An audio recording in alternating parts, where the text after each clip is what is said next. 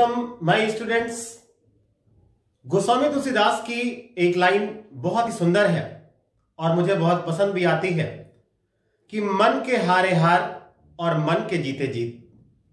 बताने का सेंस है, अगर आपने अपने मन को जीत लिया तो जिंदगी की हर परीक्षाओं में आपको सफल होने से कोई नहीं रोक सकता है। आज की टॉपिक हमारी है इंटरेस्ट ऑन कैपिटल की। बहुत ही इजी टॉपिक है, बहुत अच्छा समझ में आएगा। इंटरेस्ट ऑन कैपिटल एक्सपेंसेस है फर्म के पॉइंट से। बेटा ये तो हेडिंग हो गई कि इंटरेस्ट ऑन कैपिटल एक्सपेंसेस है फर्म के पॉइंट से। मन में तुरंत क्वेश्चन अराइज होना चाहिए कि ये एक्सपेंसेस है तो इसके पीछे का रीजन क्या है। Means interest on capital firm के पॉइंट से एक्सपेंसेस ही क्यों है। और यकीन मानिए, जिस दिन आपके मन में यह सवाल हो गया कि ये एक्सपेंसेस ही क्यों है, और यानी हर चीज के पीछे क्यों का जवाब ढूंढिए, कंफर्म आप कर लो, आपकी नॉलेज उसी दिन से अपने आप बढ़ने लगेगी। तो हम एक एक पॉइंट आपसे डिस्कस कर रहे हैं। पहले आप कैपिटल की मीनिंग समझ लो कि कैपिटल होता क्या है।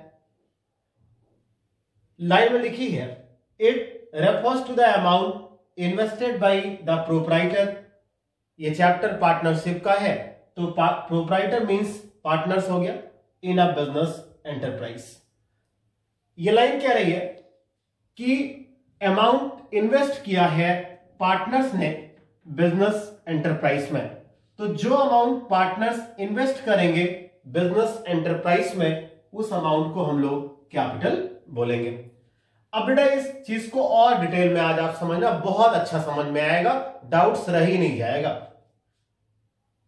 Partner suppose A B and C, ये हमने 3 पार्टनर्स एज्यूम कर लिए कि ए बी सी 3 पार्टनर्स है।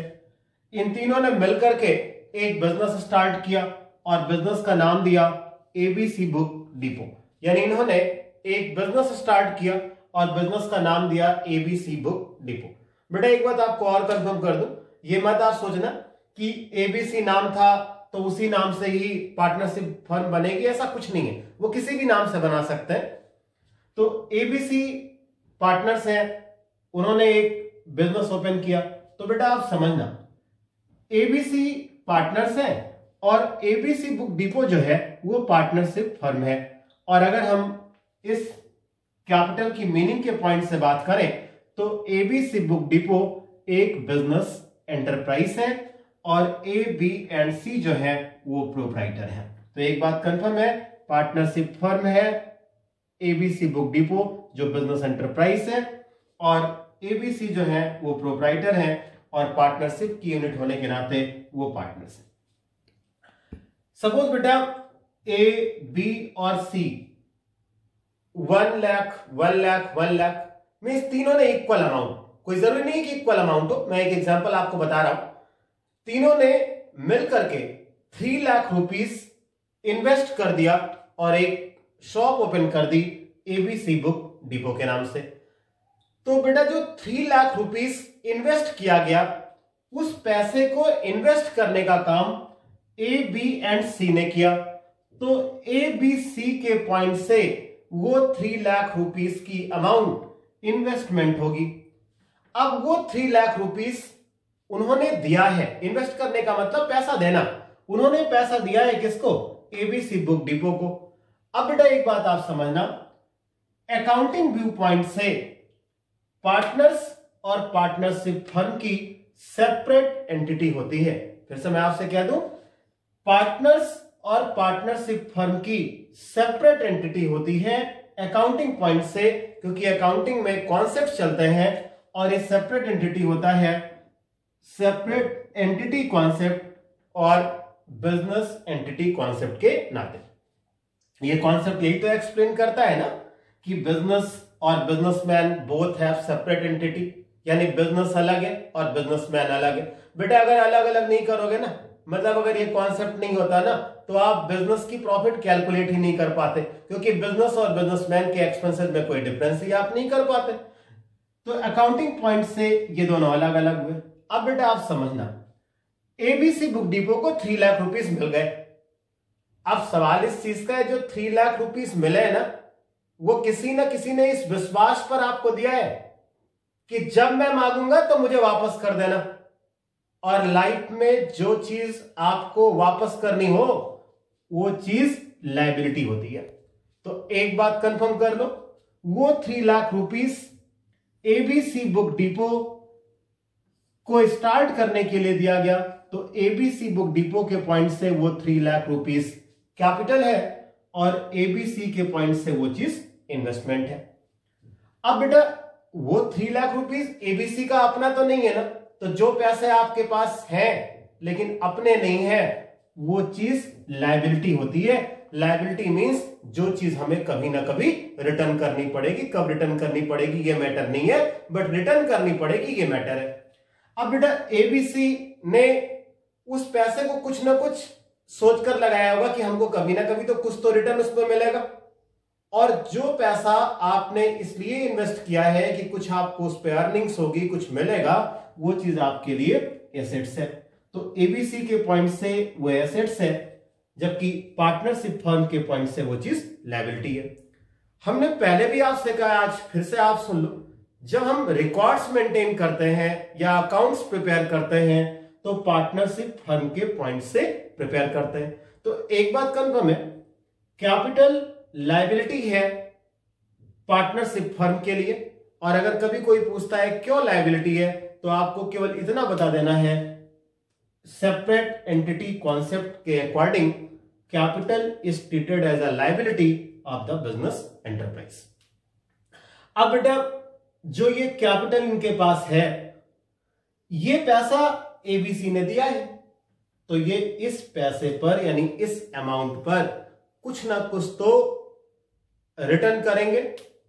तो जो अमाउंट एबीसी फर्म पे करेगी इस कैपिटल पर, मींस इस लायबिलिटी पर, तो मैंने क्या कहा, एबीसी बुक डिपो पे करेगी, मींस एबीसी बुक डिपो को वो चीज पेड करनी है या पेमेंट करनी है। तो जो चीज बेटा आपको देनी होती है ना, वो चीज आपके लिए एक तरीके से क्या है, एक्सपेंसेस है। Means partnership firm interest on capital allow करेगी, तो पार्टनरशिप फर्म के पॉइंट से वो एक्सपेंसेस है। वो अलग बात है कि वो चीज पार्टनर के पॉइंट से गेन और इनकम होगी, क्योंकि पार्टनर्स को मिलेगा और पार्टनरशिप फर्म उसे पे करेगी।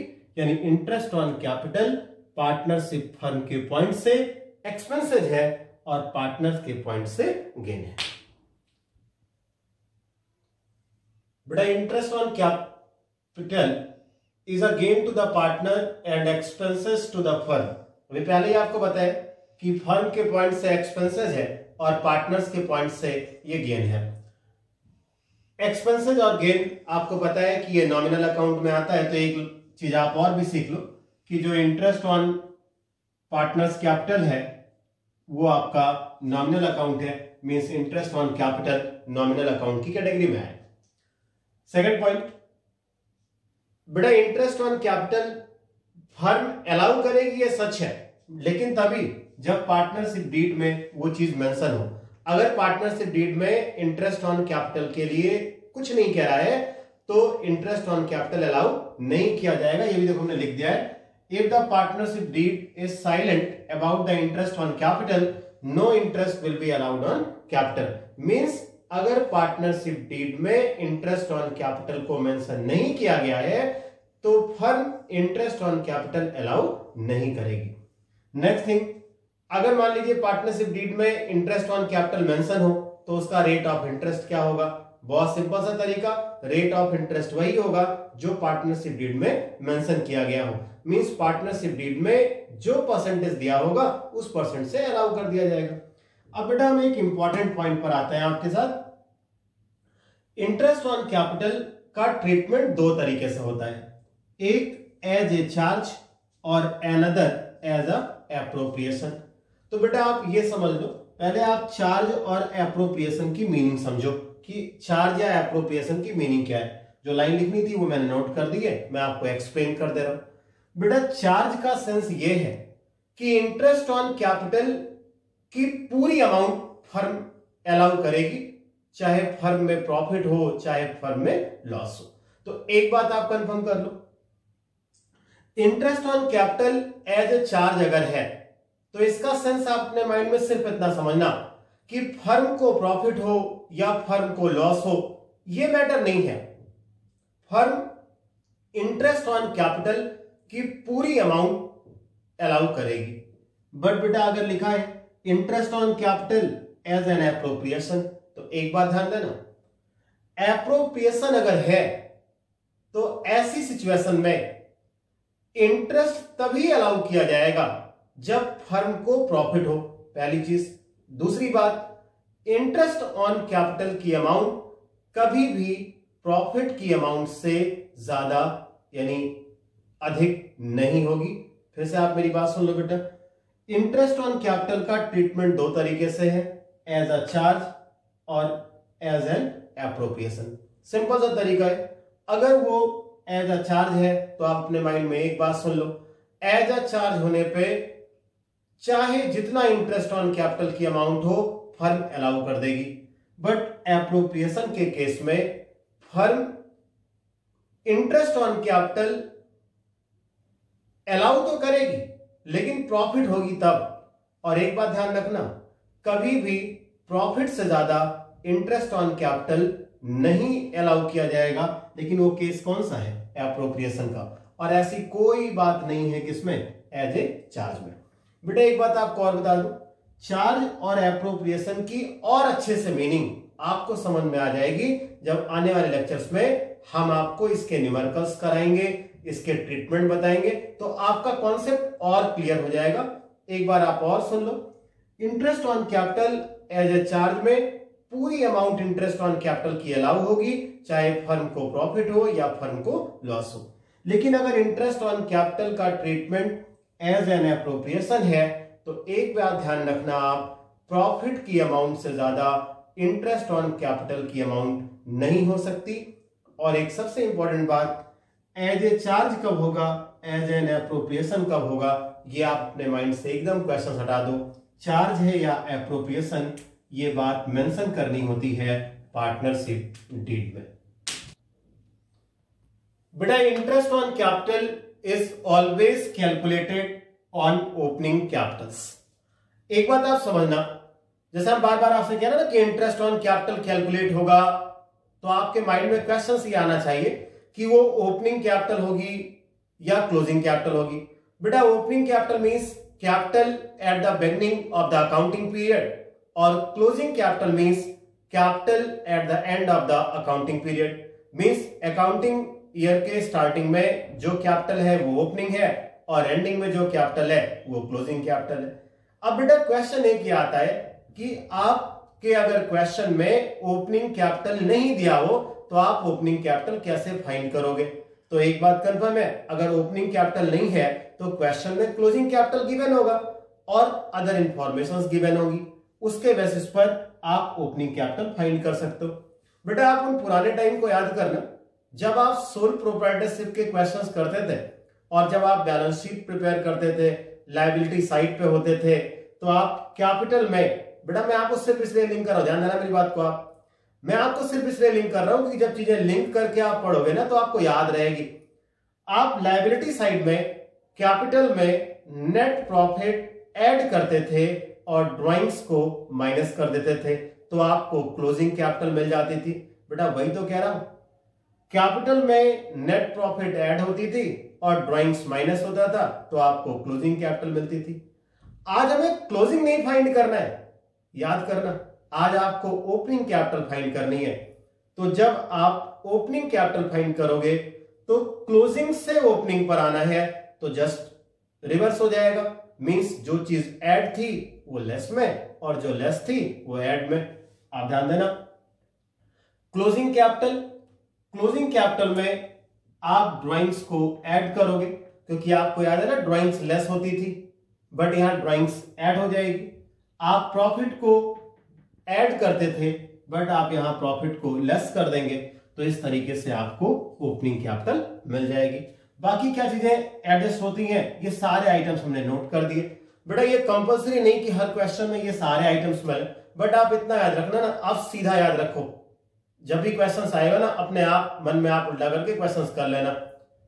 टॉपिक कहने का सेंस ये है, ओपनिंग कैपिटल में नेट प्रॉफिट प्लस होती है, ड्राइंग्स माइनस होती है, तो क्लोजिंग मिलती है, इतना खाली याद रखो। बाकी उसके बाद सबसे अच्छा तरीका है, जब आपको क्लोज जो है ओपनिंग कैपिटल फाइंड करना होगा तो आप अपोजिट कर देना, जिस ड्राइंग्स